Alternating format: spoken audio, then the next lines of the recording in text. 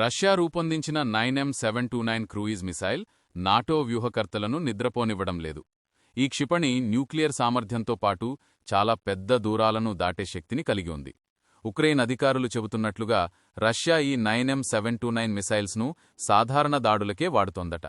అక్టోబర్లో జరిగిన ఒక దాడిలో క్షిపణి 1200 కిలోమీటర్లకు పైగా ప్రయాణించి లక్ష్యాన్ని తాకిందని సమాచారం. ఈ మిసైల్ శ్రేణి కారణంగానే 2019లో అమెరికా INF ఒప్పందం నుంచి తప్పుకుంది. ఆ ఒప్పందం ప్రకారం భూభాగం నుంచి ప్రయోగించే క్షిపణుల శ్రేణి 500 కిలోమీటర్ల కంటే ఎక్కువ, 5500 కిలోమీటర్ల కంటే తక్కువ ఉండకూడదు. రష్యా దీన్ని ఇస్కందర్-M లాంచర్ ద్వారా ప్రయోగిస్తుంది. ఇది కాలిబర్ మిసైల్ యొక్క గ్రౌండ్ వర్షన్గా పరిగణించబడుతోంది. 500 కిలోల వార్హెడ్తో ఇది శత్రు ఎయిర్ఫీల్డ్లు, కమాండ్ పోస్టులు, కమ్యూనికేషన్ కేంద్రాలను లక్ష్యంగా చేస్తుంది. నాటో దీన్ని SSC-8 స్క్రూ డ్రైవర్ అని పిలుస్తూ దాని శ్రేణి 2500 కిలోమీటర్ల వరకు ఉందని చెబుతోంది.